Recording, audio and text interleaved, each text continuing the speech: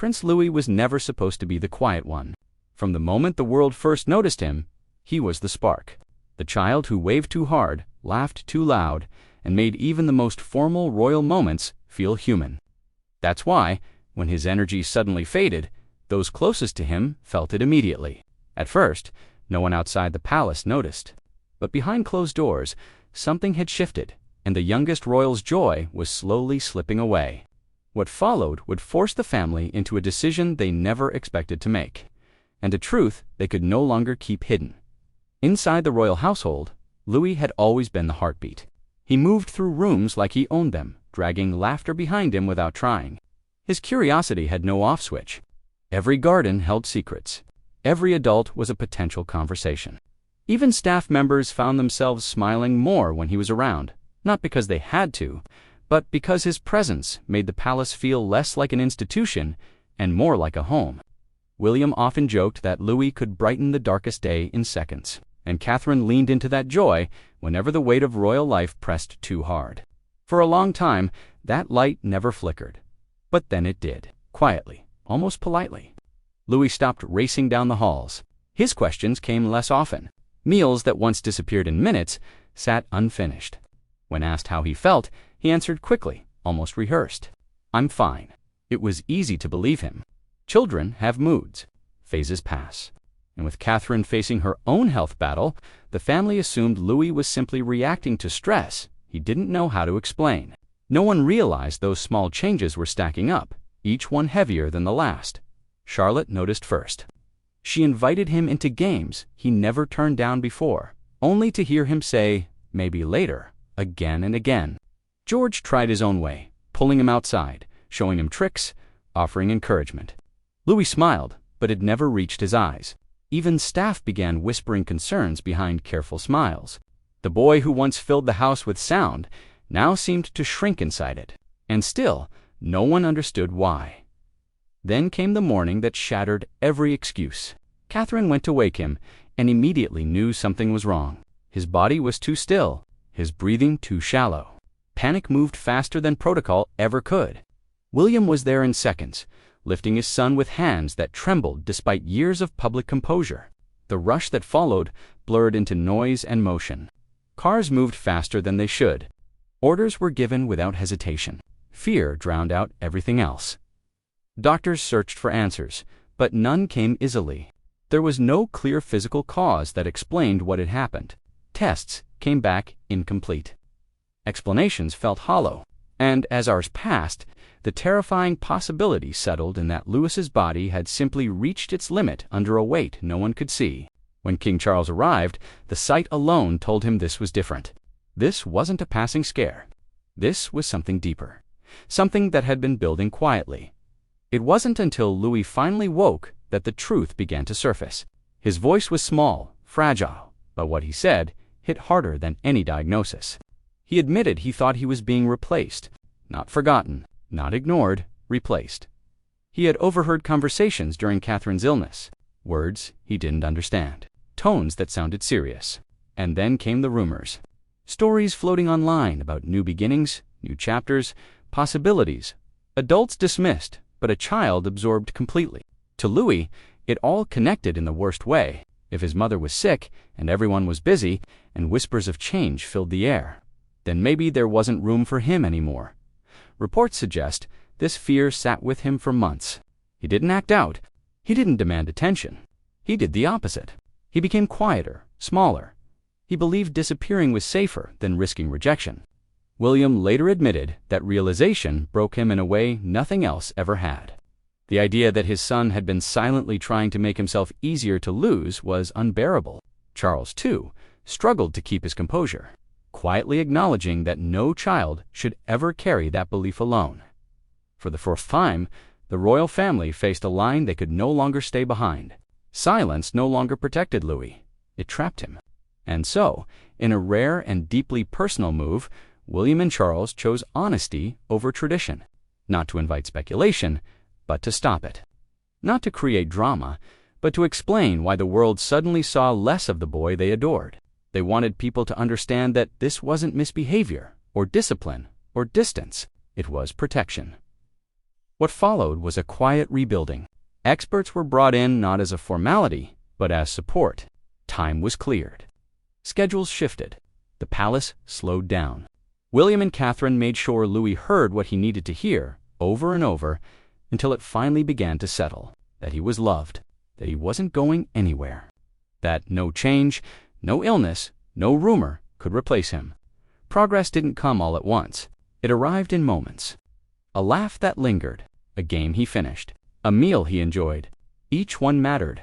Today, those closest to him say the light is returning, carefully, patiently, not forced, not rushed. And while the family knows healing isn't linear, they also know something important has changed. They are listening differently now, watching more closely, because if a child surrounded by privilege and protection can still feel invisible, then this story isn't just royal, it's human. So the real question isn't whether Prince Louis will smile the same way again. It's how many children feel the same fear, quietly, without anyone noticing, and whether this moment of honesty might help someone else. Speak before their silence becomes too heavy to carry. The ripple effect of that decision reached far beyond palace walls. Almost immediately, the public reaction shifted from curiosity to reflection. Parents, teachers, and even royal watchers began re-examining moments they once dismissed as just a phase. Social media, usually quick to judge, slowed down.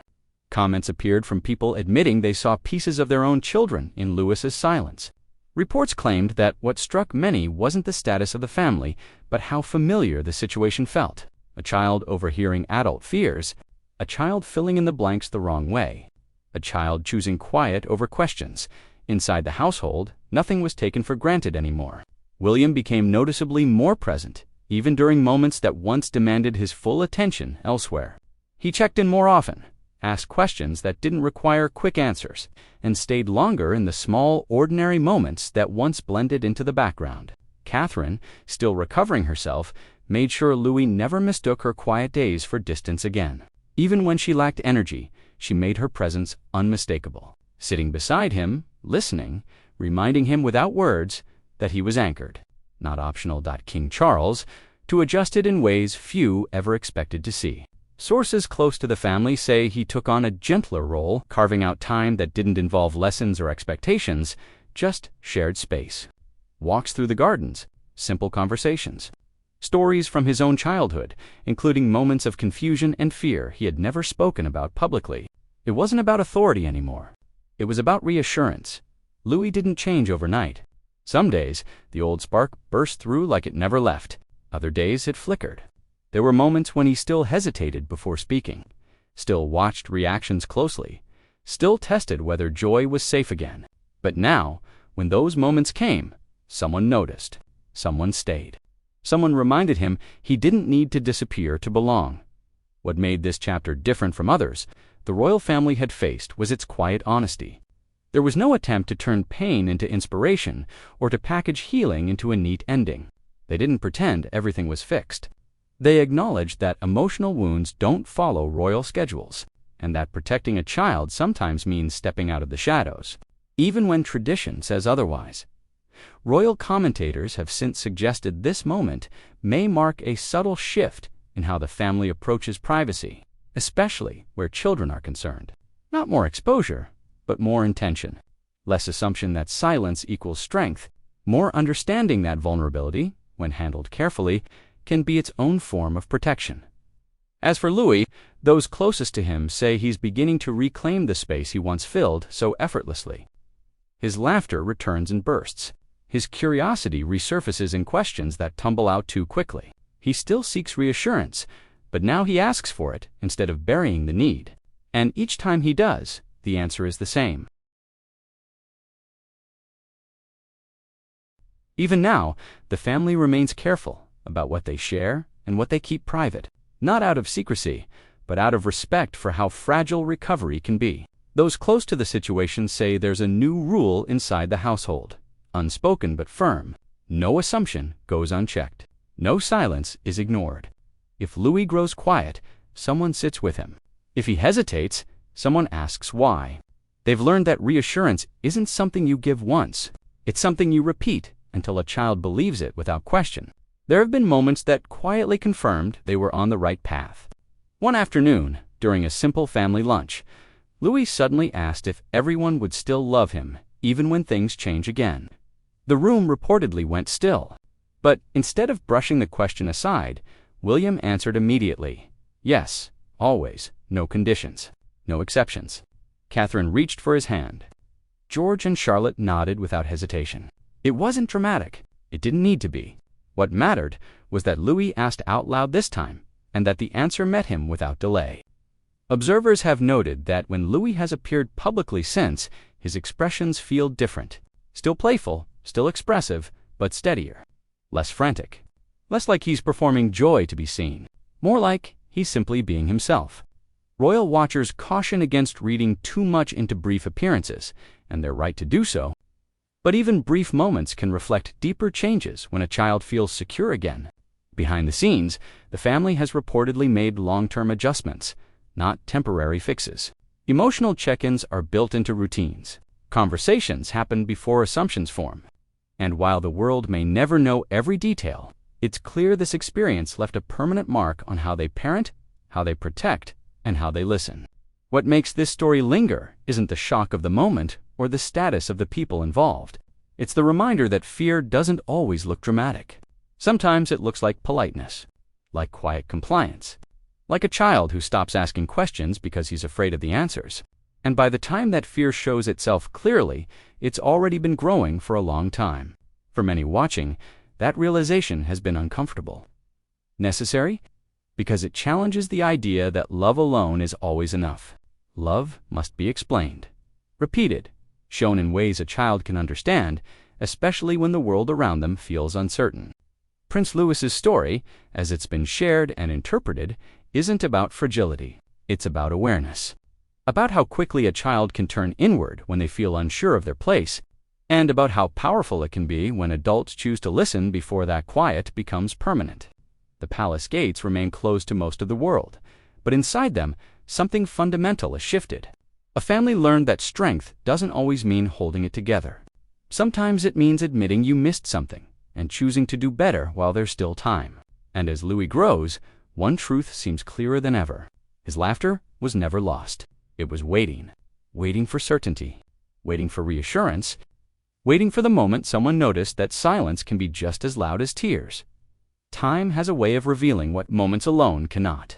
As weeks turned into months, those around Louis began to understand just how deeply that fear had shaped him.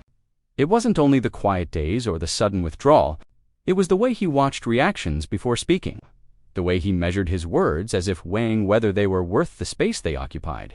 Those behaviors didn't vanish immediately, but they softened, slowly, gently, as trust rebuilt itself piece by piece. William has since been described as more attentive in ways that go unnoticed by cameras, sitting longer at bedtime, asking questions without rushing the answers, letting silence exist without trying to fill it.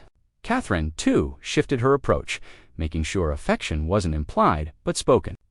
Hugs lasted longer. Praise came without achievement attached. Love was no longer something Louis had to interpret. It was unmistakable. Even George and Charlotte adjusted in their own quiet ways. They learned to check in rather than assume, to invite rather than expect, to wait when Louis needed space, and to celebrate when he stepped forward again. Siblings don't always understand emotional weight, but they feel it, and in this case, they helped carry it without being asked. There were setbacks. Nights when Louis struggled to sleep, moments when he asked the same questions again, just to be sure the answers hadn't changed. But each time, reassurance met him where he was. No frustration, no dismissal, just consistency. And over time, that consistency became something he could lean on instead of testing. Royal insiders have quietly acknowledged that this experience changed more than one child. It reshaped how the family views communication itself. Conversations became clearer. Assumptions were challenged. And the idea that children don't notice was finally put to rest. They do notice. They always have. They just don't always know how to explain what they feel. What's striking is how close this story came to remaining untold. If Louis hadn't reached a breaking point, if the signs had continued to be misread, the silence might have deepened, and that realization lingers. Not as fear, but as awareness. A reminder that emotional pain doesn't announce itself loudly. Sometimes it waits, patient, invisible, until someone finally listens. Now, when Louis laughs, those closest to him say, "It sounds different." Not louder, not wilder, just lighter, as if it no longer carries the weight of needing to prove anything. And that may be the quiet victory in all of this. Not the return of public smiles, but the restoration of safety behind them. Because in the end, this was never about royal image or public perception. It was about a child who needed to know he belonged, without question, without condition, without fear. And once that truth was spoken clearly enough, the silence finally loosened its grip. And maybe that's the part worth holding on to, that even when fear takes root in the smallest hearts, it doesn't have to stay there. Not if someone notices, not if someone listens, not if someone is brave enough to ask what silence is trying to say. As life slowly found its rhythm again, the family became more aware of how easily old habits could return if they weren't careful. Busy days still existed. Responsibilities didn't disappear, but now there was a conscious pause built into everything. Before leaving a room, someone checked in. Before ending a conversation, someone asked if there was more to say. These weren't grand gestures. They were small, deliberate choices made again and again, the kind that quietly tell a child they are seen. Louis, in his own way, began testing that safety. He asked questions he once kept buried.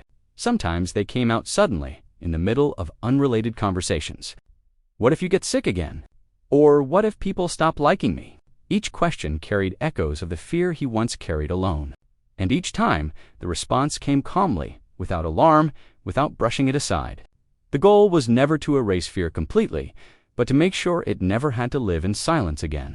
Those close to the family say there was a moment that stayed with everyone. During a walk on the grounds, Louis suddenly ran ahead, then stopped, turned around, and waited. Not anxiously, not uncertain, just waiting, confident the others would catch up. It was a small thing, easy to miss. But for those who understood what had happened before, it meant everything. He no longer felt the need to disappear to stay close. Public life would eventually resume, as it always does.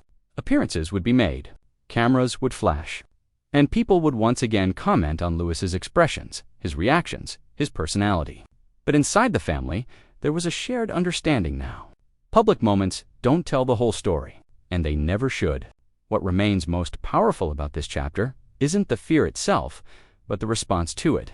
The willingness to slow down, to listen, to admit that even with love, even with protection, things can still be missed. And that noticing late is still better than never noticing at all. Louis's story, as it continues to unfold quietly, serves as a reminder that children don't need perfection. They need presence. They need words that are clear enough to cut through confusion. And they need adults who are willing to hear what's being said, even when no one is speaking. And perhaps that's where this story truly settles. Not in headlines or speculation, but in the quiet moments that follow. The ones where laughter doesn't feel fragile anymore, where questions don't feel dangerous, where a child can stand still, look back, and know without doubt that the people behind him